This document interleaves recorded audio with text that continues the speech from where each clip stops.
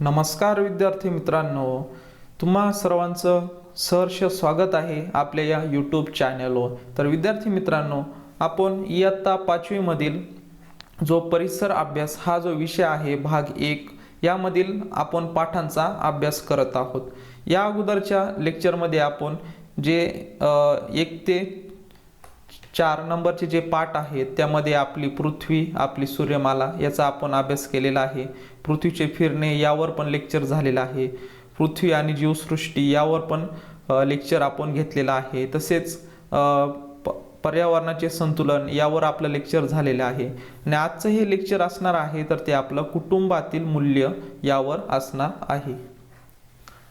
तर आजचं जे लेक्चर आहे पाठ नंबर 5 नंबरचा हा पाठ आहे, कुटुंबातील मूल्य यावर असणार आहे। पेज नंबर 24 नंबरला हा पाठ असणार आहे।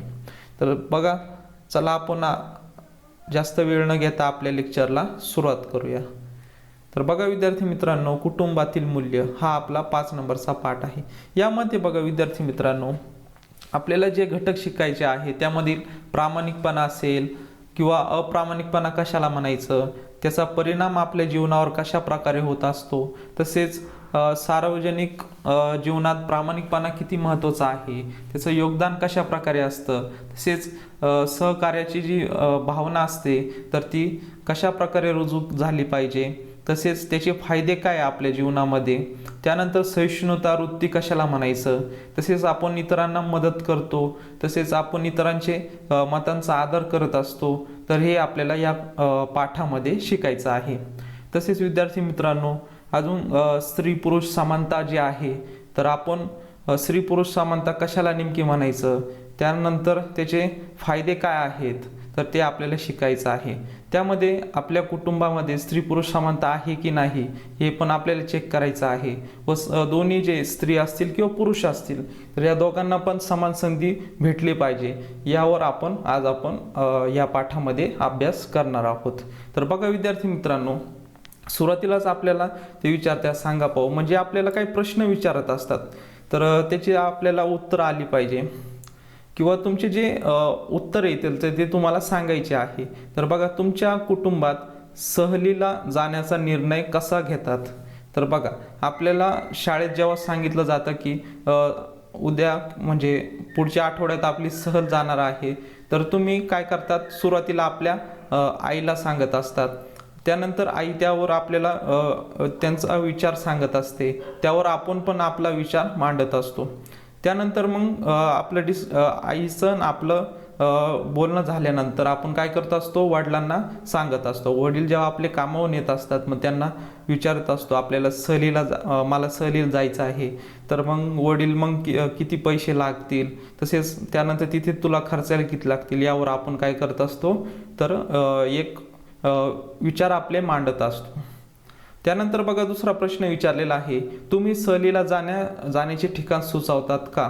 तर बघा, जेव्हा आपले शिक्षक जे असतील किंवा आपल्या वर्गामध्ये जे सहलीचं नियोजन करणारे शिक्षक असतील तर ते वर्गामध्ये येत असतात। मग त्यानंतर आपल्याला प्रश्न विचारतात की सहलीला जाण्यासाठी कोणता ठिकाण योग्य असेल, यावर आपल्याशी चर्चा करत असतात। तर त्यावर आपण काय केलं पाहिजे, सहभाग आपला नोंदवला पाहिजे, आपली मतं पण दिले पाहिजे। एखादं ठिकाण जे या अगोदर तुम्ही गेले नसाल ते ठिकाण तुम्ही सुचवलं पाहिजे, त्याचा उपयोग आपल्या जीवनात होईल असे काही ठिकाणं असतील तर ते आपण काय करत असतो, सुचवत असतो। त्यानंतर बघा, पुढील प्रश्न विचारलेला आहे, सुट्टीत कोणत्या पाहुण्यांना बोलवायचे याबाबत तुम्ही सांगतात का। बघा, आता सुट्टी जेव्हा उन्हाळ्याची सुट्टी असते किंवा इतर दिवाळीची जी सुट्टी असते त्यामध्ये आपण आपल्या नातेवाईक असतील, त्यामध्ये मावशी असेल, मामा असेल, आत्या असेल, यांची जी मुलं असतील किंवा स्वतः ते मामा मावशी असतील तर यांना आपण काय करत असतो, बोलत असतो। तर मग या निर्णयामध्ये आपण सहभाग घेत असतो का, आपल्या कुटुंबामध्ये चर्चा करत असतो का, आता हे तुम्हाला सांगायचं आहे। त्यानंतर बघा, कुटुंबातील सण समारंभ तयारीत तुम्ही कोणती मदत करतात। बघा, आता आपण जेव्हा आपलं सण असतील किंवा इतर समारंभ असतील तर अशा वेळेस आपण काय करत असतो, जे काही वस्तू असतील छोट्या मोठ्या त्या आणण्यास किंवा ने-आण करण्यामध्ये किंवा एखादी समजा एखादा सण आहे तर त्यामध्ये जे काही छोट्या गोष्टी असतील तर त्यामध्ये तुम्ही काय करत असतात, आपला सहभाग नोंदवत असतात. त्यानंतर बघा पुढे काय विचारलेलं आहे, निर्णय घेण्याचा सहभाग. पुढील जो आपल्याला घटक शिकायचा आहे, निर्णय घेण्याचा सहभाग. वरील जे प्रश्न विचारले होते त्यामध्ये तुम्हाला निर्णय घेता येतो का हे त्यांनी विचारलेलं होतं. तर त्यामध्ये बघा आता कुटुंबात आपण सर्वजण एकत्र राहतो. प्रत्येकाचे आवडीनिवडी वेगवेगळ्या असतात. विचार आणि मतही भिन्न असतात. बघा आपण एका कुटुंबामध्ये राहत असतो, त्यामध्ये आपले भाऊ असतील, बहीण असतील, आई वडील, आजी आजोबा आपले हे कुटुंबात सदस्य असतात. तर मग त्यामध्ये आपले विचार कधी आपल्या भावाशी जमतात तर कधी बहिणीशी पण आपले विचार जे आहे तर ते जमत असतात. तर काही वेळेस आपले मतं पण असतात, त्याहून आपले भांडणं पण होत असतात आपल्या भावंडामध्ये असतील, किंवा आपल्याला काही वेळेस आईचा निर्णय योग्य वाटतो, कधी अयोग्य वाटतो, किंवा वडिलांचा कधी जो निर्णय आहे किंवा त्यांची मतं आहे तर ते आपल्याला कधी आवडू शकतात, कधी त्यांच्याविषयी त्या मताविषयी आपल्याला काय होतो, राग पण कधी येत असतो. तर हे असू शकतात.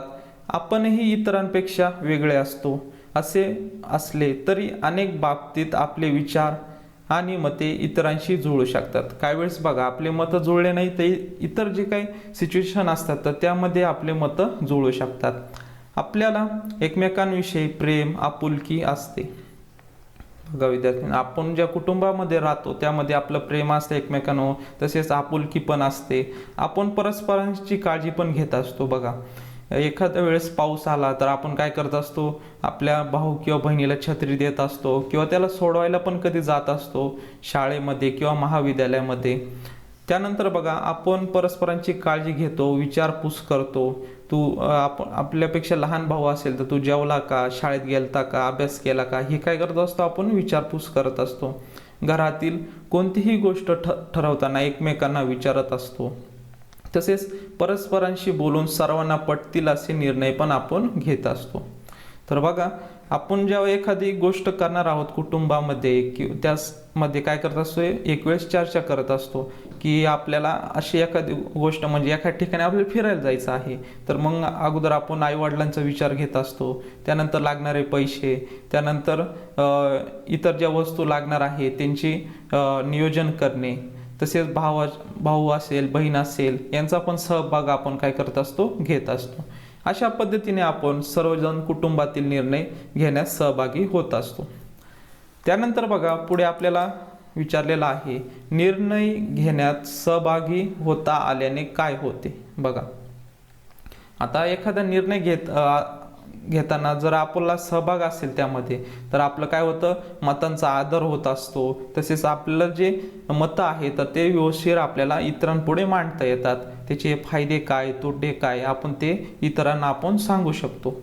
आपल्याला काय वाटते हे सांगण्याची प्रत्येकाला संधी मिळते. म्हणजेच आपलं जे मत आहे तर ते आपल्याला मांडता येतं. एकमेकांना विचारून निर्णय घेतल्याने त्या विषयावर चर्चा होऊन सर्व बाजू समजतात.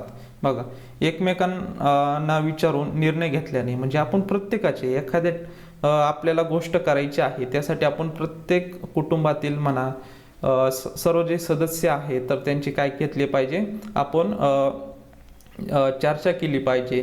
त्यांविषयी फायदे काय, तोटे काय, तसेच आपल्याला इतर ज्या गोष्टी लागतात तर त्याविषयी आपण चर्चा केली पाहिजे. चर्चा केल्याने इतरांचे मतं आपल्याला कळत असतात व त्यामधून काय होत असतो, आपल्याला फायदा होत असतो व इतरांचे मतांचा आपल्याला आदर करण्याची एक सवय पण लागत असते. त्यानंतर पुढे बघा काय विचारलेलं आहे, घरात आपल्या मताला महत्त्व दिले जात आहे हे पाहून आपल्याला कुटुंबाबद्दल अधिक जवळीक वाटू लागते. बघा विद्यार्थी मित्रांनो, आपण ज्या कुटुंबामध्ये राहत असतो जेव्हा आपल्या मतांचा आदर केला जातो तर मग त्यामुळे आपल्याला काय वाटतं की कुटुंबाबद्दल अधिक जवळीक आपल्याला वाटत असते.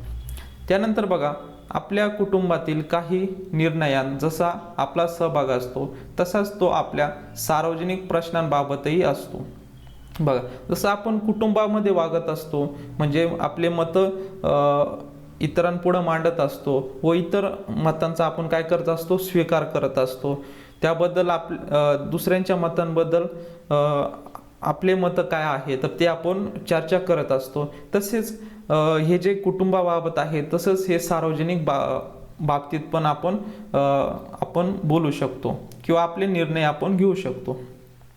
तर बघा तसाच तो आपल्या सार्वजनिक प्रश्नांबाबतही असतो.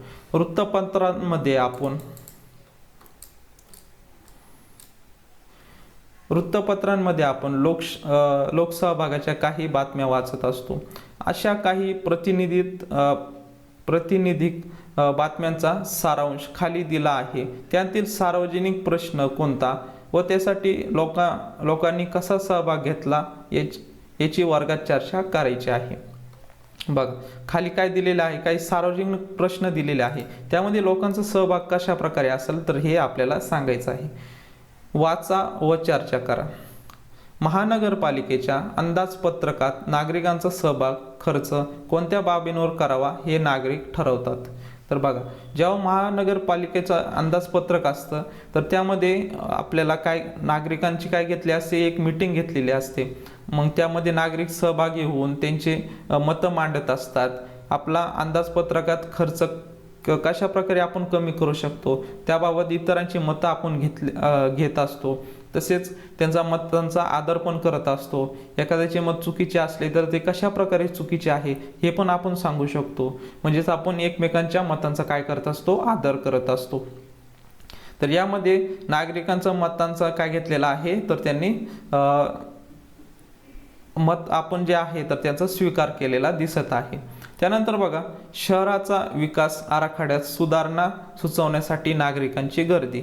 बघा जेव्हा शहराचा विकास असेल किंवा एखाद्या खेड्याचा विकास करायचा असेल तर तेथील जे नागरिक आहेत तर ते नागरिकांचा विचार केला पाहिजे की इतर काही सोयीसुविधा तुम्हाला कोणत्या कमतरता आहे का, तसेच कोणकोणते नवीन योजना आणल्या पाहिजे की त्यातून आपल्या शहराचा असेल किंवा खेड्याचा असेल तर तो विकास होऊ शकतो. म्हणजे यामध्ये सुद्धा काय घेतलेला आहे, नागरिकांचा विचार केलेला आहे. त्यानंतर पुढे बघा 6 गावांना जोडणाऱ्या रस्त्याचे उद्घाटन. गावकऱ्यांना आनंद, रस्त्याचा निर्णय व्हावा म्हणून 6 गावांच्या नागरिकांचा एकत्रित प्रयत्न. आता बघा 6 असे गावं असतील छोटे तर त्यामध्ये बघा एक रस्ता जर आपण चांगला मोठा बांधला किंवा त्यामुळे काय होणार तर इतर खेडे जोडले जाणार. त्यामुळे आपल्या देवाणघेवाण असेल, एखादी मोठी बाजारपेठ आपण निर्माण करू शकतो. त्यामध्ये इतरांना पण सहभागी घेता येऊ शकतं. तर हे कशामुळे होऊ शकतं तर आपण इतरांना निर्णय घेण्याची क्षमता म्हणजे जे नागरिक आहे तर त्यांना निर्णय घेता आले पाहिजे. तसेच त्यांनी एकत्र येऊन कशा प्रकारे आपण चांगलं काम करू शकतो तर हे आपल्याला यामधून कळू शकते. त्यानंतर बघा आपल्या परिसरात अनेक छोटे बदल व्हावेत असे आपल्याला वाटत असते. परिसरातील बदलांविषयीचे निर्णय सर्वांनी मिळून घेणे हिताचे असते. बघा यावरती पण आपले जे ॲडव्हर्टाइजमेंट दिलेली आहे, जाहिरात दिलेली आहे तर त्यामध्ये सुद्धा तेच सांगितलेलं आहे. आपल्या परिसरात अनेक मोठे छोटे बदल व्हावेत असे आपल्याला वाटत असते. परिसरातील बदलांविषयीचे निर्णय सगळ्यांनी मिळून घेतल्याने जो प्रयत्न आहे तर तो सक्षम होत असतो. म्हणजे आपण एखादा निर्णय घेतला तर त्याचे आपण अनुकरण करता येते. त्यानंतर आपण निवडून दिलेले सरकार सार्वजनिक प्रश्नांबाबतचा निर्णय घेते. सरकारने घेतलेला एखादा निर्णय अयोग्य वाटल्यास त्याबाबत आपण आपले मत नोंदवू शकतो. अशा प्रकारे निर्णय प्रक्रियेत आपण सहभागी होऊ शकतो. बघा 18 वय झाल्यानंतर आपण काय करत असतो तर विधानसभेमध्ये लोकसभेचे जे सदस्य आहेत तर त्यांना आपण निवडून देत असतो. तर हे जे सार्वजनिक सरकार आहे तर त्यांना आपण काय करत असतो, आपले प्रश्न मांडत असतो व त्यावर ते काही निर्णय घेत असतात. चुकीचा निर्णय घेतला तर आपण त्यांना सांगू शकतो की या ठिकाणी आपण असा निर्णय घेतला नाही पाहिजे. म्हणजेच आपले मत जे आहे तर ते आपण काय करत असतो त्यांना इतरांपुढे मांडत असतो. त्यामुळे आपण निर्णय प्रक्रियेत सहभागी होऊ शकतो. तर बघा पुढे काय विचारलेलं आहे, विचार करा. कुटुंबातल्या निर्णयात आवश्यक सहभागी व्हा. केवळ इतरांचे म्हणणे ऐकून आपले मत बनवू नका. आपल्याला जे म्हणायचे आहे त्यावर आपले मत मांडा. आता कुटुंबामध्ये एखादा निर्णय घ्यायचा असेल तर आपण काय करत असतो, आपले वडीलधारी माणसं असतील, काका असतील, आई असेल, वडील असेल, त्यांचे म्हणणे ऐकून आपलं मन बनवू नका. त्या जो विचार त्यांनी मांडलेला आहे, एखादा निर्णय घ्यायचा आहे, तर त्यावर आपलं जे मत असतं चुकीचं असेल किंवा चांगलं पण असू शकतं, तर ते मांडायचं आहे. त्यामुळे मांडल्यानंतर त्यावर चर्चा होणार आहे. मग त्यातून मग आपल्याला फायदे काय तोटे काय हे आपल्याला त्यातून शिकता येत असतं. तर त्यामुळे आपला जो निर्णय आहे तर तो आपल्या कुटुंबात आपल्याला मांडता आला पाहिजे. त्यानंतर बघा, सांगा पाहू. पुढील प्रसंग काळजीपूर्वक वाचा, त्यातील कोणाचे वागणे प्रामाणिकपणे आहे ते सांगा. आता पुढे काय प्रसंग दिलेले आहे, म्हणजे त्यामध्ये कोण प्रामाणिकपणे वागलेला आहे किंवा कोण अप्रामाणिकपणे वागलेला आहे, तर ते आपल्याला सांगायचं आहे. बघा इथे दिलेला आहे बघा प्रसंग. आफरीनने मिनूकडे पेन्सिल मागितली. लिहून झाल्यावर तिने पेन्सिल परत केली. बघा, आफरीनला आता काही वेळेस शाळेमध्ये आल्यानंतर तिला कळालं की आपली जी पेन्सिल आहे तर ती घरीच राहिलेली आहे. तर अशा वेळेस ती काय करणार, तिची जी मैत्रीण आहे मिनू, तर तिच्याकडे काय करणार, पेन्सिल मागणार. तर तिनं जर पेन्सिल दिली, मग लिहून झाल्यानंतर म्हणजे आपलं जे लेक्चर आहे तर ते झाल्यानंतर तिनं ती परत केली. म्हणजे याच्यात काय आहे तर प्रामाणिकपणा आहे. यामध्ये काय आहे, प्रामाणिकपणा दाखवलेला आहे. त्यानंतर दुसरा प्रसंग आहे बघा. श्यामा सायकलवरून पडली. आईला सांगताना मात्र तिने नेहाने मला पाडले म्हणून मी पडले असे सांगितलेले आहे. बघा, यामध्ये फक्त अगोदर काय, श्यामा काय झालेली आहे, सायकलवरून पडलेली आहे. पण आईला सांगताना मात्र तिनं काय सांगितलेलं आहे, नेहाने मला पाडले म्हणून मी पडले. म्हणजे यामध्ये तिनं काय सांगितलेलं आहे, खोटं सांगितलेलं आहे. म्हणजे इथे अप्रामाणिकपणा आहे. काय आहे, अप्रामाणिकपणा आहे यामध्ये. त्यानंतर बघा, पुढील प्रसंग आहे. रिक्षात सापडलेली पिशवी मेरीने जवळच्या पोलीस चौकीत जमा केली. आता बघा, आपण दैनंदिन जीवन जगत असताना रिक्षाने प्रवास करत असतो, बाईकने, बसने प्रवास करत असतो. अशा वेळेस आपल्याला खूप साऱ्या काही गोष्टी सापडलेल्या दिसतात. मग अशा वेळेस काय करायचं आहे, त्या वस्तू ज्या आहे जवळच्या पोलीस स्टेशनमध्ये जाऊन द्यायच्या आहेत, की पोलिसांना सांगायचं आहे की मला अशा ठिकाणी ही गोष्ट सापडलेली आहे. मग यामध्ये सुद्धा त्यांनी तेच केलेलं आहे. रिक्षात सापडलेली पिशवी मेरीने काय केलेला आहे, प्रामाणिकपणा केलेला आहे. प्रामाणिकपणेचा प्रसंग आहे. प्रामाणिकपणा यामध्ये आहे. म्हणजे 1 आणि 3 प्रसंग जे आहे तर ते प्रामाणिकपणाचे आहे, आणि दुसरा जो आहे तर तो अप्रामाणिकपणाचा प्रसंग दिलेला आहे. त्यानंतर बघा, प्रामाणिकपणा व अप्रामाणिकपणाचे परिणाम.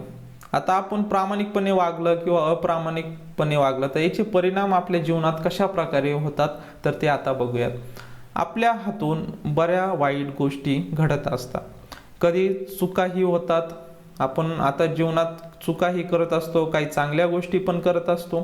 एखादी चूक झाल्याचे लक्षात आल्यास त्याविषयी आईवडिलांशी, भावंडांशी, मित्रमैत्रिणीशी मोकळेपणाने बोलावे. त्यातून आपल्याला झालेली चूक सुधारण्याची काय मिळत असते, संधी मिळते आणि प्रामाणिकपणा दिसून येतो. आता समजा आपण शाळेमध्ये असताना किंवा इतर ठिकाणी असताना आपल्याकडून एखादी चूक घडली तर ती काय करायची आहे, आपल्या वडिलांशी सांगायची. आई वडील असतील तर त्यांना सांगायचं माझ्याकडून अशी चूक झालेली आहे. त्यातून आपला काय दिसत असतो, प्रामाणिकपणा दिसत असतो. किंवा आपले मित्रमैत्रिणी असतील त्यांच्या पुढे आपले जे आपल्याकडून घडलेली आहे गोष्ट चुकीची घडलेली असेल तर ती आपण मित्रमैत्रिणी जर सांगितली तर त्यामुळे काय होतं की आपल्याला चूक सुधारण्यामध्ये एक संधी मिळत असते. व ठीक आहे, आता चुकलं, परत आपल्याकडून चूक नाही झाली पाहिजे, त्यासाठी आपण काय करत असतो, आईवडिलांचे विचार घेत असतो. तसेच मित्रमैत्रिणींचा सल्ला पण आपण घेत असतो. यामध्ये आपल्याला मग काय दिसत आहे तर प्रामाणिकपणा दिसतो. तर आपली जी चूक आहे तर ती कबूल केल्यामुळे आपल्याला काय दिसत आहे, प्रामाणिकपणा दिसून येतो. त्याचबरोबर आपले काम सचोटीने करणे ही आवश्यक आहे. नात्यांमधील परस्पर विश्वास कसोशीने जपणे, तसेच कोणाचीही फसवणूक न करणे हे सुद्धा प्रामाणिकपणाचे काय आहे, लक्षण आहे. तर बघा, एखाद्या व्यक्तीला फसवणे किंवा एखाद्या व्यक्तीविषयी वाईट वागणे हे सुद्धा काय आहे तर अप्रामाणिकपणाचे लक्षण आहे. तर हे सुद्धा प्रामाणिकपणाचे लक्षण आहे. तसेच प्रामाणिकपणा आपल्याला निर्भय बनवतो, या उलट अप्रामाणिकपणा असतो. तर बघा एखाद्या व्यक्तीला न फसवणे याला आपण काय म्हणत असतो, प्रामाणिक. म्हणजे एखाद्याविषयी वाईट न वागणे याला आपण काय म्हणत असतो, प्रामाणिकपणा म्हणत असतो. याच उलट काय असतो, अप्रामाणिकपणा. एखाद्या आपल्या मित्राला किंवा मैत्रिणीला आपण फसवलं तर ते काय असतं, अप्रामाणिकपणा असतो. तर त्याचे परिणाम काय होत असतात, तर आपल्या जीवनात वाईटच होत असतात. तर हा तो फरक आहे, प्रामाणिकपणा आणि अप्रामाणिकपणा. त्यामुळे पुढे बघा, आता काय विचारलेलं आहे, माहीत आहे का तुम्हाला, एक प्रसंग दिलेला आहे. सचिन तेंडुलकर जे आहेत क्रिकेटर, तर त्यांच्या जीवनातील एक प्रसंग दिलेला आहे. त्यामध्ये बघा काय सांगितलेलं आहे, 2011 साली भारत विरुद्ध वेस्ट इंडिज क्रिकेट सामन्यामध्ये सुरुवातीच्याच एका षटकात सचिन तेंडुलकर यांचा झेल वेस्ट इंडिजच्या गोलंदाजाने पकडला. तर बघा विद्यार्थी मित्रांनो, गोलंदाजाने पंचाकडे अपील केले. चेंडूचा स्पर्श बॅटला झालेला नाही असे पंचांना काय झाले, दिसून आले. तेंडुलकर नाबाद असल्याचे निर्णय दिला, परंतु चेंडूचा स्पर्श आपल्या बॅटला झाला आहे हे माहीत असल्याने नाबाद घोषित असूनही सचिन तेंडुलकर यांनी मैदानातून पॅव्हिलियनमध्ये परतले. बघा यामध्ये सुद्धा प्रामाणिकपणा दाखवलेला आहे. म्हणजे सचिन तेंडुलकर जे मॅच आहे तर ते खेळत होते. तर अशा वेळेस बघा वेस्ट इंडिजच्या जे विरुद्ध संघ जो आहे तर त्यांनी काय केला, कॅच पकडलेला होता. परंतु जे पंच असतील तर ते पंच निर्णय घेत असतात अशा वेळेस. पण पंचांना वाटलं की बॅटला बॉल लागलेला नाही, परंतु आता बॅटला बॉल लागलेला आहे की नाही हे सचिन तेंडुलकरला माहीत होते. परंतु जो पंचाने निर्णय काय दिलेला आहे की बॅटला बॉल लागला नाही, म्हणून ते आऊट झालेले नाही असा निर्णय पंचांनी दिला. परंतु सचिन तेंडुलकर जे आहे तर त्यांना माहीत होतं की आपल्या बॅटला बॉल लागलेला आहे. तर अशा वेळेस त्यांनी निर्णय घेतला. बघा म्हणजे आऊट पंचांनी निर्णय काय दिला की आऊट नाही, परंतु त्यांनी काय दाखवलेलं आहे, यामध्ये प्रामाणिकपणा दाखवलेला आहे. त्यामुळे ते परत आपल्या प्रोएक्टिव्ह मध्ये परतले. यामधून आपल्याला शिकायचं आहे की बघा एवढा मोठा सामना होता पण त्यामध्ये आऊट न दिले पंचांनी, परंतु आपला प्रामाणिकपणा त्यांनी काय केलेला आहे, सचिन तेंडुलकरनं सोडलेला नाही. त्यामुळे त्यांनी स्वतःच सांगितलेलं आहे की मी आऊट आहे. या प्रसंगामधून आपल्याला खूप साऱ्या गोष्टी आपल्याला शिकायला मिळतात. बघा विद्यार्थी मित्रांनो, येथे दिलेला आहे, या उलट अप्रामाणिकपणे वागल्यास आपला आत्मविश्वास कमी होत असतो. बघा प्रामाणिक वागल्यामुळे काय झालेलं आहे, आता या प्रसंगामध्ये सचिन तेंडुलकर जे वागले आहेत तर त्यामुळे त्यांचा विश्वास जो आहे तर तो आत्मविश्वास वाढलेला आहे. परंतु त्यांनी जर खोटं सांगितलं असतं तर त्यांचा आत्मविश्वास काय झाला असता, कमी झाला असता. कुटुंबात तसेच आपल्या सार्वजनिक जीवनातही आपण प्रामाणिकपणे वागले पाहिजे. प्रामाणिक व्यक्तींबद्दल सर्वांनाच आदर वाटतो. बघा जेव्हा तुम्ही प्रामाणिक वागशाल अशा वेळेस बघा सचिन तेंडुलकरच्या जे वागले या प्रसंगामध्ये तर त्याविषयी काय होतं, आपल्याला अभिमान वाटतो. बघा किती प्रामाणिकपणे ते वागले. मग त्यामुळे इतरांविषयी आपला आदर वाढत असतो. इतरांच्या मनात आपला काय होत असतो, आदर वाढत असतो. प्रामाणिकपणा ही आपली मग ताकद बनत असते. बघा प्रामाणिकपणा जेवढं आपण चांगलं वागू तेवढंच आपल्याला चांगले परिणाम पण आपल्या जीवनात घडलेले दिसतात. सार्वजनिक जीवनातील प्रामाणिकपणा, आता आपल्या जीवनात बघितलं, कुटुंब व्यवस्थेमध्ये बघितलं, पण आता सार्वजनिक जीवनात प्रामाणिकपणा कशा प्रकारे उपयोगी होतो तर ते आता बघायचं आहे. सार्वजनिक जीवनातही प्रामाणिकपणा असल्यास सार्वजनिक सेवा सुविधा आपल्याला अधिक चांगल्या प्रकारे मिळते. बस किंवा रेल्वेने विना तिकीट प्रवास केल्याने काय होईल, तर बघा जेव्हा आपण बसने प्रवास करत असतो, रेल्वेने प्रवास करत असतो, अशा वेळेस आपल्याला बसचं जे भाडं असतं मग ते आपण तिकीट काढून देत असतो. तर अशा वेळेस बस असेल किंवा रेल्वे असेल तर आपण तिकीट काढूनच प्रवास केलेला पाहिजे. त्यामुळे बघा आपली वाहतूक व्यवस्था तोट्यात येणार नाही आणि काही दिवसांनी बंदही पडू शकणार नाही. आपण जर फसवणूक केली तर त्यामुळे काय होणार आहे, जी वाहतूक व्यवस्था आहे तर ती तोट्यात येऊ शकते व कालांतराने ती बंद पडू शकते. अशा वेळेस आपल्याला जो प्रवास आहे तर तो करण्यामध्ये अडचणी येऊ शकतात. प्रामाणिकपणे प्रत्येकाने तिकीट काढल्यास ही समस्या निर्माण होणार नाही. आता बघा, जर आपण प्रत्येकाने तिकीट काढले बसचे असो किंवा रेल्वेचे असो तर ते काय होणार आहे, आपण प्रामाणिकपणे आपलं काम करायचं. त्यामुळे जी वाहतूक व्यवस्था आहे तर ती तोट्यात येणार नाही आणि त्यामुळे ती कालांतराने बंद पण पडू शकणार नाही. त्याचा मग आपला वाहतूक सेवा आहे तर यावर परिणाम पडणार नाही. तर हे कशामुळे शक्य झालं, प्रामाणिकपणेमुळे. म्हणजे आपण प्रामाणिकपणे आपलं काय करायचं आहे, तिकीट काढायचं आहे. प्रामाणिकपणामुळे सार्वजनिक जीवनातील कार्यक्षमता वाढवता येते. प्रामाणिकपणाचे भान आपल्याला सार्वजनिक जीवनातील शिस्त, कार्यक्षमता वाढवण्यास उपयुक्त ठरत असते. तर हा प्रामाणिकपणा जो आहे त्यामुळे आपल्याला एक शिस्त लागते, कार्यक्षमता वाढवण्यास आपल्याला काय होते, उपयुक्त ठरत असते. बघा, प्रामाणिकपणा जो आहे तर तो आपल्या कुटुंबात जसा महत्त्वाचा ठरतो तसेच आपल्या शालेय जीवनात जसा उपयोगी पडत असतो तसंच सार्वजनिक जीवनातही आपल्याला खूप उपयोगी पडताना आपल्याला दिसत असतो. म्हणून सर्वांनी प्रामाणिकपणे आपले काम केले पाहिजे. त्यानंतर बघा, पुढील आपल्याला जी संकल्पना शिकायची आहे, सहकार्याचा फायदा. पुढील आपली जी संकल्पना आहे, सहकार्याचा फायदा. आता सहकार्य म्हणजे काय, इतरांना मदत करणे. आपल्याला साधा अर्थ आपण सांगू शकतो. आपण आपल्या मैत्रिणीला आपण मदत करत असतो, तसेच आपल्या घरातील भाऊ बहीण आई वडिलांना काय करत असतो, मदत करत असतो. त्यामुळे काय होतं, सहकार्य केल्याचा आपल्याला फायदा मिळत असतो. बघा, कुटुंबात आपण एकमेकांना सहकार्य करत असतो. तसेच सांघिक खेळ खेळताना खेळाडूंमध्ये जितके सहकार्य जास्त तितका त्यांचा खेळ चांगला होतो.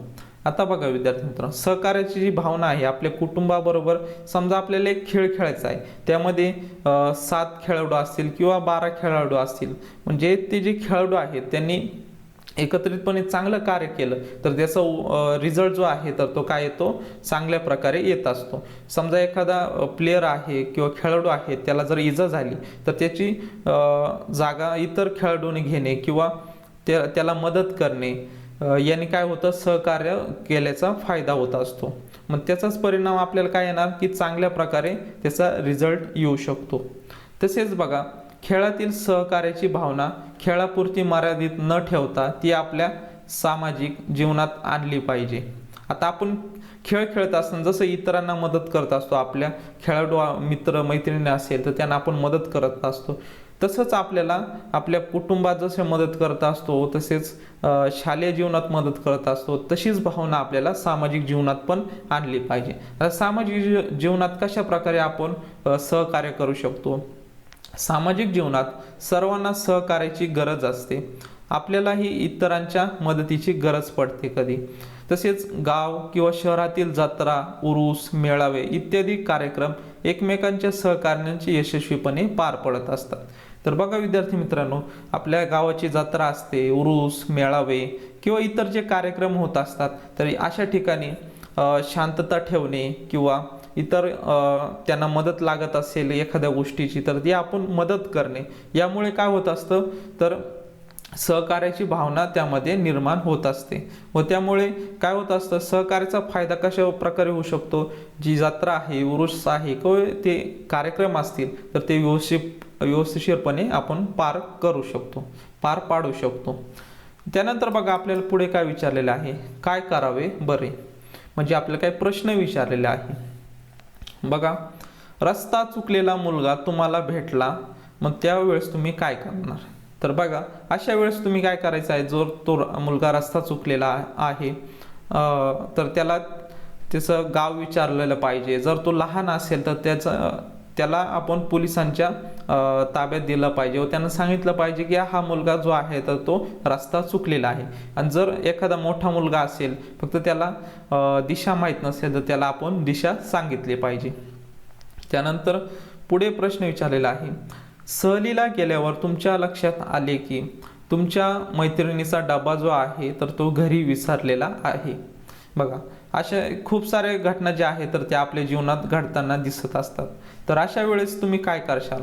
जेव्हा सहलीला जात असतात विद्यार्थी, तेव्हा आपल्या एखाद्या मित्राचा जर डबा जो आहे तर तो घरी राहिला, जेवणाचा जो डबा आहे तर तो घरी राहिलेला असेल, तर अशा वेळेस विद्यार्थी काय करतात, तर आपल्या डब्यामधील थोडं जेवण जे आहे तर ते काढून आपण काय करत असतो, त्याला देत असतो. म्हणजे आपण 10 विद्यार्थी असतो तर ते 10 विद्यार्थी आपल्या डब्यातील थोडं देऊन काय करू शकतो, एक त्याला जेवण तयार म्हणजे जेवण त्याला आपण देऊ शकतो.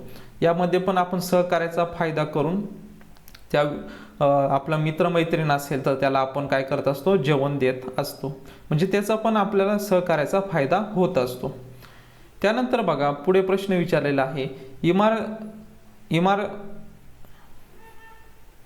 इमारतीतल्या लिफ्टमध्ये काही व्यक्ती अडकलेल्या आहेत. तर अशा वेळेस तुम्ही काय करशाल? आता तुम्हाला समजलं की इमारत जी आहे तर त्यामध्ये जी लिफ्ट असते, लिफ्ट म्हणजे काय की ज्या तुम्हाला माहीतच असेल लिफ्टचा उपयोग कसा होतो. खालील तळमजल्यावरून वर जाणे म्हणजे जे व्यक्ती आहेत तर त्यांची ने-आण करण्याचं काम लिफ्ट करत असते.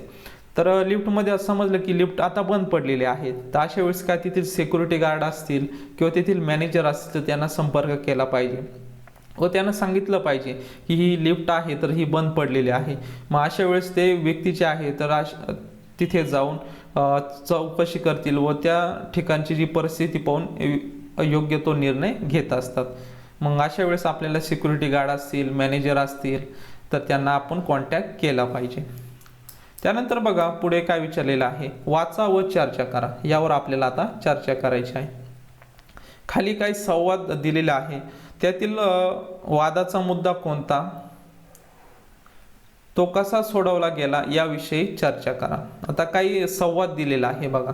हा एक विद्यार्थी आहे, एक विद्यार्थिनी आहे. हा विद्यार्थी काय म्हणतो बघा, आपले शिक्षक आपल्याला किल्ला दाखवायला नेणार आहेत. म्हणजे ते एक प्रकारे सहलीलाच जाणार आहे. खूप मजा येईल, पण आपल्या गटात सविता आणि समीरला मात्र घ्यायचे नाही. सविता खूप बडबडते व समीर सारखा खोड्या काढतो. बघा, ह्या विद्यार्थ्यांनी काय सांगितलेलं आहे, आपले जे शिक्षक आहे तर ते आपल्याला गड किल्ला बघायला नेणार आहेत. तर अशा वेळेस त्याचं मत काय आहे की सविताला न्यायचं नाही आणि आपल्या गटामध्ये घ्यायचं नाही, सविता आणि समीरला घ्यायचं नाही. त्यांनी कारण पण सांगितलेलं आहे, सविता ही बडबड जास्त करते आणि समीर जो आहे तर तो काय करत असतो, खोड्या काढत असतो. व त्यावर त्याच्या ही जी मुलगी आहेत, विद्यार्थिनी आहे तर तिनं काय उत्तर दिले, म्हणून काय झालं, सविता गाणे छान म्हणते. यामध्ये त्याने काय सांगितलं, सविता बडबड करते परंतु सविता गाणे खूप छान, ही जी विद्यार्थिनी आहे ती काय सांगते, तिचा एक पॉझिटिव्हपणा सांगत असते त्या विद्यार्थिनीचा, म्हणजे एक गुण ती सांगत असते. आता सविताचा गुण चांगला काय आहे का ती गाणं खूप छान प्रकारे म्हणत असते. तसेच समीरचा तिने एक गुण सांगितलेला आहे, समीर चांगले विनोद पण सांगतो. आपण त्यांच्याशी बोलूया, ते आपल्या ऐकतील, आपण त्यांना वगळायचे नाही. मग यामध्ये निर्णय झाला की त्यांना वाईट गुण आहेत त्यापेक्षा आपण त्यांचे चांगले गुण पण बघितले पाहिजे, त्यातून आपल्याला फायदाच होणार आहे. त्यानंतर पुढे बघा, ही जी संवाद आहे त्यामध्ये ही मुलगी बघा, खरंच की माझ्या लक्षातच नाही आला, आपण सगळे मिळून सहलीची तयारी करूयात. त्यावर बघा पुढे काय झाले बघा संवादामध्ये, हो गायत्री म्हणते ते बरोबर आहे, सविताकडून आपण नवीन गाणं शिकू, समीरकडून आपण छान विनोद ऐकू. बघा, म्हणजे या संवादामध्ये काय झालं की पहिल्या विद्यार्थ्यांनी काय सांगितलं, त्यांचे अवगुण सांगितलेले आहे, पण दुसरी जी विद्यार्थिनी होती तर ती काय म्हणलेली आहे, त्यांच्यात अवगुणपेक्षा आपण त्यांच्यातले गुण बघितले पाहिजे, त्याचा आपल्याला फायदा आहे. म्हणजे आपल्याला नवीन शिकायला भेटणार आहे. सविताकडून गाणे शिकायला भेटतील आणि समीरकडून विविध विनोद आपल्याला ऐकायला भेटतील. तर बघा, जो वादाचा मुद्दा आहे तर तो हा पहिला होता, पण त्यातून नवीन त्यांनी सोल्युशन जे काढलेलं आहे, म्हणजे उपाय काढलेला आहे, तर त्यातून त्यांना फायदा झालेला आहे, आपल्याला दिसून येत आहे. त्यामधून बघा, आपल्याला काय नवीन एक शिकायला भेटतं या गोष्टीमधून, सहिष्णू वृत्ती. आता ही सहिष्णू वृत्ती काय आहे तर ते आता आपण बघूयात. बघा, आपणा सर्वांमध्ये काही गुण व दोष असतात। वरती बघा आपण जी संवाद ऐकलेला आहे त्या विद्यार्थीचा किंवा विद्यार्थीचा आणि विद्यार्थ्यांचा, तर यामध्ये गुण आणि दोष आपल्याला दोन्हीकडून आपण ऐकायला भेटले। जसे सुरुवातीला दोष सांगितले आहे त्यानंतर गुण पण सांगितलेले आहे, म्हणजे सर्वांमध्ये गुण असतात आणि दोष पण असतात। आपल्यामध्ये पण काही गुण असतात, काही दोष पण असतात। तसेच बघा पालकांच्या मित्रमैत्रिणींच्या मदतीने आपल्यातील दोष दूर करता येतात। एकमेकांचे विचार प्रत्येक वेळी एकमेकांना पटतील असे नाही। आता बघा आपल्यात काही गुण असतात तर ते इतरांना आवडतील, इतरांना आवडू पण शकणार नाही। काही वेळेस आपले जे दोष आहे तर त्यामुळे आपला तिरस्कार पण काय करू शकतात, बरोबर आहे। त्यानंतर आपल्या मित्रमैत्रिणींमध्ये कधी कधी मतभेद पण यामुळे होऊ शकतात। आपले गुण काही चांगले असतात त्यामुळे पण मतभेद होऊ शकतात किंवा दोष असतील त्याच्यामुळे पण मतभेद होऊ शकतात। अशा वेळी आपले म्हणणे खरे आहे असे न मानता इतरांचे म्हणणे समजून घेतले पाहिजे। प्रसंगी दुसऱ्याचेही ऐकले पाहिजे। यातून सहिष्णुतेची भावना निर्माण होते व तिची जोपासना करता येते। आपल्यापेक्षा वेगळ्या मतांचा आदर करणे म्हणजे सहिष्णुता होय। आता वरील जो प्रसंग दिलेला आहे अशा वेळेस जो पहिला विद्यार्थी होता तर त्यांनी जे मत त्याचं मांडलेलं आहे त्यावर त्यांनी काय केलेलं आहे, इतरांचा मताचा आदर केलेला आहे व त्यानंतर त्याला कळालं की खूप फायदा आपल्याला झालेला आहे, की त्या सविताकडून आपल्याला गाणे शिकायला भेटलेलं आहे आणि समीरकडून आपल्याला विनोद शिकायला भेटलेला आहे, विनोद ऐकायला भेटलेले आहे।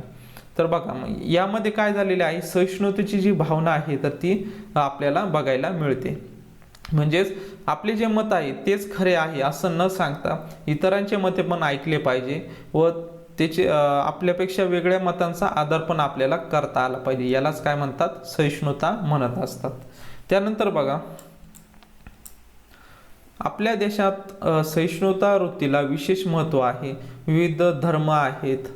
बघा विद्यार्थी मित्रांनो, आपण ज्या भारत देशामध्ये राहतो त्यामध्ये धर्म आहे, पंथ आहे, इतर परंपरा आहेत, रीतिरिवाज आहेत। तर असे जे लोक आहेत तर ते आपल्याला धर्म, पंथ, परंपरा, रीतिरिवाज पाळणारे अनेक लोक आपल्याला इथे राहतात। त्यामुळे सर्वांना सहिष्णुता बाळगण्याची आवश्यकता असते। आता बघा धर्म, पंथ, परंपरा यामुळे आपले काही मतभेद असू शकतात, परंतु आपण इतरांचा मतांचा पण आपण स्वीकार केलेला पाहिजे। त्यानंतर इतरांच्या मतांचा पण आदर केला पाहिजे। त्यामुळे काय होते, सहिष्णुता ही भावना जोपासली जाते। त्यानंतर विविधतेचे जतन सहिष्णुतेमुळे होते। विविधता आपले सामाजिक जीवन समृद्ध करते। सहिष्णुता ही सामाजिक सखोल्याची पहिली पायरी आहे। ती आपल्याला इतरांचे विचार सहिष्णुभूतीने करायला लावते। तर बघा सहिष्णुतेने आपल्याला काय करायचं आहे, इतरांशी वागायचं आहे, इतरांचे निर्णय जे आहे तर त्यानुसार आपल्याला काय करायचं आहे, त्यांचा मतांचा आदर पण आपल्याला करायचा आहे। आपल्या परिसरातील समस्येचे निराकरण करण्याचा प्रयत्न आपण सहिष्णुतेमुळे करत असतो। बघा आपल्याला एखाद्या सार्वजनिक ठिकाणी निर्णय घ्यायचा आहे, अशा वेळेस आपण आपले मत पण मांडत असतो, तसेच इतरांना मत मांडण्याचा पण आपण काय देत असतो, वेळ देत असतो। त्यामुळे इतरांचे आपल्याला मत पण कळत असतात। त्यामुळे सहिष्णुतेची जी भावना आहे तर ती यामध्ये जोपासताना आपल्याला दिसून येते। त्यानंतर आता बघा पुढे स्त्री पुरुष समानता हा आपल्याला घटक शिकायचा आहे। यामध्ये बघा काय दिलेलं आहे, माणूस म्हणून मुलगा, मुलगी किंवा स्त्री पुरुष समान असतात। आता बघा यामध्ये मुलगा, मुलगी, ही मुलगी आहे, हा मुलगा आहे अशी मतभेद न करता त्यांना समान संधी दिली पाहिजे। तसेच स्त्री पुरुष समान असतात, त्यांचा दर्जा समान असतो। मुलगा मुलगी असा भेदभाव न करता दोघांनाही समान मानणे म्हणजे स्त्री पुरुष समानता होय। तर बघा काही वेळेस बघा खेळांमध्ये जे असतात आपण म्हणत असतो की मुलांनीच खेळलं पाहिजे किंवा मुलींनीच खेळलं पाहिजे, तर असा भेदभाव न करता त्यांना समान संधी दिलेली पाहिजे। म्हणजे मुलींना पण तो खेळ खेळला पाहिजे आणि मुलांनी पण मुलं जसे खेळतात तसं मुलींनी पण खेळलं पाहिजे। यालाच आपण काय म्हणत असतो, स्त्री पुरुष समानता म्हणत असतो। जसं आपण शाळेमध्ये स्त्री पुरुष समानता देत असतो तसंच आपण सामाजिक क्षेत्रात तसे आपल्या कुटुंबामध्ये पण स्त्री पुरुष समानता दिली पाहिजे। त्यानंतर बघा, मुलांनी व मुलींनी एकमेकांचा आदर केला पाहिजे, त्यालाच आपण काय म्हणत असतो, सहिष्णुता असे म्हणत असतो. आपल्या मित्रमैत्रिणींच्या सहवास आपण सगळे एकमेकांना सारखेच मानतो. ही समानतेची भावना पुढे आपण नागरिक म्हणूनही कायम ठेवली पाहिजे. बघा, ही जी समानतेची भावना आहे, तर आपण जसं शाळेमध्ये वागत असतो, शाळेमध्ये आपल्याला जे शिक्षक आहे तर ते समान स्त्री पुरुष समानता या वृत्तीने वागायला आपल्याला सांगत असतात, म्हणजे सगळ्यांना समान संधी दिली जाते. तसंच आपण जसं कुटुंबामध्ये पण वागत असतो, आपल्याला जसे काही गोष्टी भेटतात कुटुंबातून, तर तशाच आपल्या बहिणीला पण भेटल्या पाहिजे. याला स्त्री पुरुष समानता आपण म्हणत असतो. तशाच प्रकारे सामाजिक जीवनात, तसेच दैनंदिन जीवन जगत असताना सामाजिक ज्या गोष्टी आहेत त्यामध्ये पण आपण स्त्री पुरुष समानतेची भावना ठेवली पाहिजे. त्यानंतर बघा, पुढे आपल्याला सांगितलेलं आहे, समानतेची भावना वाढीस लागल्यामुळे सर्वांना प्रगती करता येते, सर्वांना शिकता येते. अशामुळे बघा, अन्न, वस्त्र, निवारा, आरोग्य आणि शिक्षण या स्त्री पुरुषांच्या समान गरजा आहेत. बघा, स्त्री पुरुष जे आहेत तर त्यांना अन्नाची पण गरज असते, वस्त्राची गरज असते, निवारा, आरोग्य, शिक्षण ह्या सर्व गोष्टी आहेत तर त्या दोघांना सारखेच आहे, म्हणून त्यांना समान संधी भेटली पाहिजे. त्यामुळे समानतेची भावना वाढीस लागू शकते. त्यानंतर बघा, समानतेसाठी या गरजांची सारखीच पूर्तता झाली पाहिजे. अशा सोयी सुविधांवर स्त्री पुरुषांचा समान अधिकार असतो. तसेच सर्व स्त्री पुरुषांना प्रगतीची समान संधी मिळाली पाहिजे. तर बघा विद्यार्थी मित्रांनो, खेळ असतील, तसेच इतर जे कार्यक्रम असतील, यामध्ये महिलांना जसं पुरुषांना जसं सहभाग घेतला जातो तसा स्त्रियांचा पण झाला पाहिजे. त्यामुळे स्त्री पुरुष समानता आपल्याला जी भावना आहे तर ती रुजू झालेली दिसते. स्त्री पुरुष समान असतात या विषयावर तुम्हाला घोषवाक्य काय करायचे, तयार करायचे आहे. हा तुम्हाला होमवर्क असणार आहे. त्यानंतर बघा, काय करावे बरं, तुम्हाला विचारलेलं आहे. बघा, यामध्ये बघा, काही कुटुंबामध्ये खाली नमूद केल्याप्रमाणे परिस्थिती असू शकते. काही परिस्थिती तुम्हाला सांगितलेल्या आहे, त्यावर तुम्हाला काय करावे तुम्हाला सांगायचं आहे. काही घरांमध्ये पहिल्यांदा मुलाचे दप्तर, गणवेश आणि वह्या खरेदी केल्या जातात व नंतर मुलींच्या बाबतीत मात्र चाल ढकल केली जाते.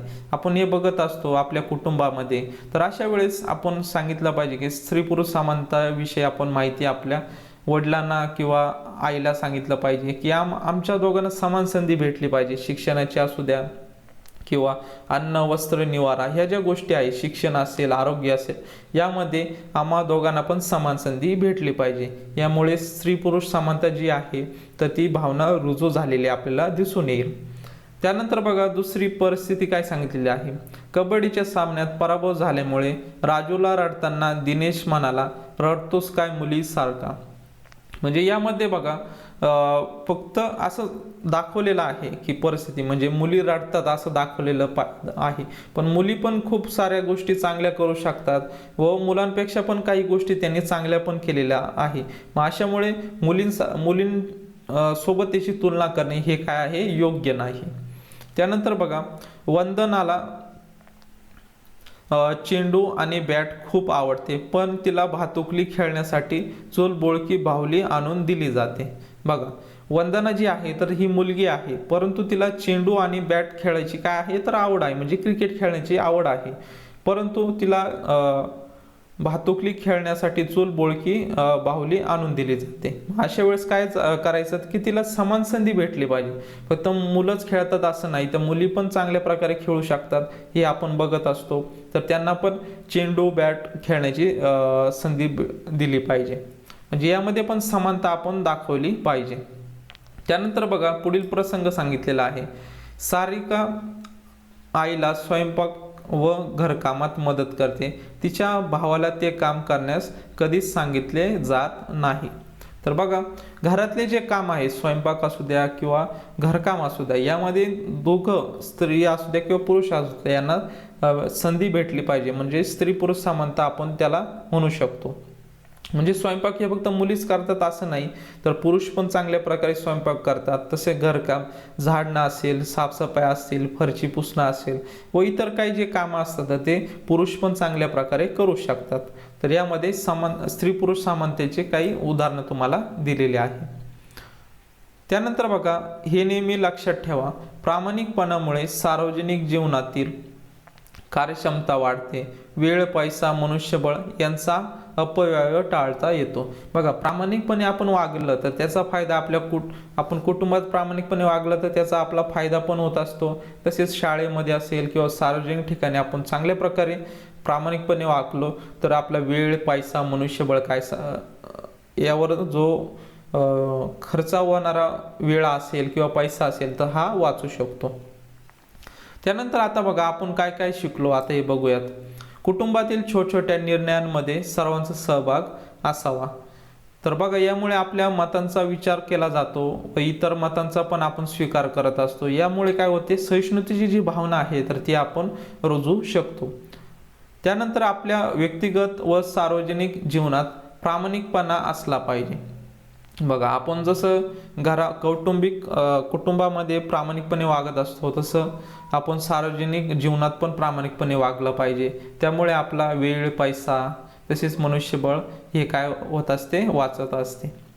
त्यानंतर बघा, सहिष्णुता व सहकार्यामुळे आपले समूह जीवन निकोप आणि सलोख्याचे असते.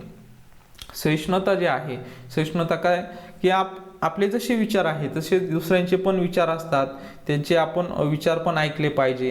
त्यानंतर त्यांचा मतांचा पण आपण आदर केला पाहिजे. त्याला आपण सहिष्णुता म्हणत असतो. सहिष्णुता आणि सहकार्य म्हणजे इतरांना मदत करणे. यामुळे आपण काय करू शकतो, समूह जीवन जे आहे तर ते सखोल्याचे होत असते.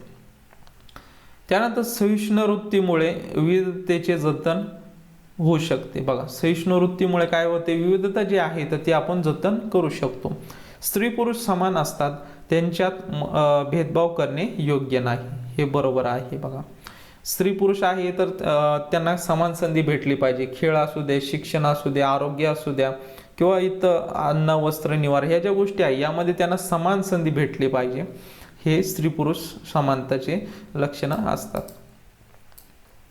तर बघा, स्वाध्याय दिलेला आहे तर तो तुम्हाला सोडवायचा आहे. प्रामाणिकपणा ही आपली डॅश असते, हे तुम्हाला आता प्रश्न सोडवायचे आहे. आपण चांगल्या प्रकारे या पाठाचा आपण अभ्यास केलेला आहे, याची उत्तर तुम्हाला आली पाहिजे. पाठामध्ये याचे प्रश्न ही जी रिकाम जागा आहे तर तुम्हाला शोधायचे आहे. सामाजिक जीवनात सर्वांना डॅश गरज असते. तसेच आपल्या देशात डॅश वृत्तीला विशेष महत्त्व आहे. त्यानंतर समानतेची भावना वाढीस लागल्यामुळे सर्वांना काय करता येते.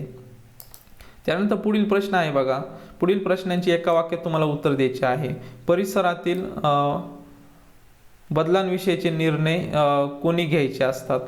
त्यानंतर सहिष्णुता म्हणजे काय, सहिष्णुता आपण बघितलेलं आहे, आपले जे मतं आहेत तसेच इतरांचे पण मतं असतात, त्यांचा आदर करणे यालाच आपण काय म्हणत असतो, सहिष्णुता म्हणत असतो. त्यानंतर स्त्री पुरुष समानता म्हणजे काय, अन्न, वस्त्र, निवारा, आरोग्य, शिक्षण यामध्ये पुरुषांबरोबरच स्त्रीला म्हणजे दोघं जे आहेत, स्त्री पुरुष हे दोन घटक आहेत, तर यांना समान संधी निर्माण करून देणे यालाच आपण स्त्री पुरुष समानता असे म्हणत असतो. त्यानंतर बघा, स्त्री पुरुषांच्या समान गरजा कोणत्या. आता आपण इतक्यातच बोललो त्याविषयी, अन्न, वस्त्र, निवारा, आरोग्य, शिक्षण हे काय आहे तर ते समान गरजा आहेत स्त्री पुरुष ह्या दोघांच्या पण. पुढील प्रश्नांची थोडक्यात उत्तरे लिहायची आहे. कुटुंबातील निर्णय प्रक्रियेत आपण कसे सहभागी होतो. तर यामध्ये आपण आपले मतं मांडत असतो, तसेच इतरांचे मतं पण आपण ऐकत असतो. त्यानंतर सहिष्णुतेची भावना कशी निर्माण होते, तर याविषयी तुम्हाला थोडक्यात उत्तरे लिहायची आहे. त्यानंतर उपक्रम सांगितलेला आहे. सहिष्णुता आणि स्त्री पुरुष समानता या मूल्यांशी संबंधित समाज सुधारकांच्या कथा किंवा त्यांचे अनुभव मिळून त्यांचे वर्गात कथन करायचे आहे. बघा, स्त्री पुरुष समानता आहे यावर जे समाज सुधारकांनी काम जे केलेलं आहे त्यांविषयी त्यांचे अनुभव किंवा एखादे काही कथा असतील, पुस्तक असतील, तर त्याचे तुम्हाला वाचन जे आहे तर ते वर्गामध्ये करायचं आहे. त्यानंतर बघा, तुम्ही तुमच्या वैयक्तिक जीवनात मागील 15 दिवसात कोणत्या कृती प्रामाणिकपणे केल्या याची यादी करायची आहे. बघा विद्यार्थी मित्र, आता तुम्ही दैनंदिन जीवन जगत असताना जे काय तुम्ही प्रामाणिकपणे काम करत असता तर त्याची काय करायची आहे, यादी करायची आहे. का तुम्ही खरं खरं एखादी गोष्ट प्रामाणिकपणे केलेली आहे तर त्याची तुम्हाला यादी करून तुमच्या वहीमध्ये नोंद करायची आहे. तर हे तुम्हाला उपक्रम असणार आहे. तर बघा अशा प्रकारे आज आपण या पाठाचा संपूर्ण अभ्यास आपण केलेला आहे. पुढील पाठ जो असणार आहे नियम सर्वांसाठी, तर यावर आपण अभ्यास करणार आहोत. तर बघा विद्यार्थी मित्रांनो,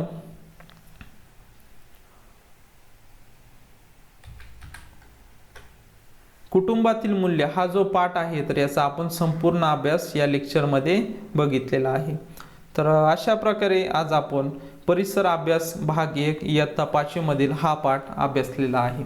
जर तुम्हाला काही डाऊट्स असतील किंवा तुमचे काही प्रश्न असतील तर नक्कीच मला कमेंट बॉक्समध्ये तुम्ही विचारू शकता. तसेच विद्यार्थी मित्रांनो, आजच्या या लेक्चरमध्ये इथेच आपण थांबूयात. भेटूयात नवीन अशा एका लेक्चरमध्ये. तोपर्यंत धन्यवाद.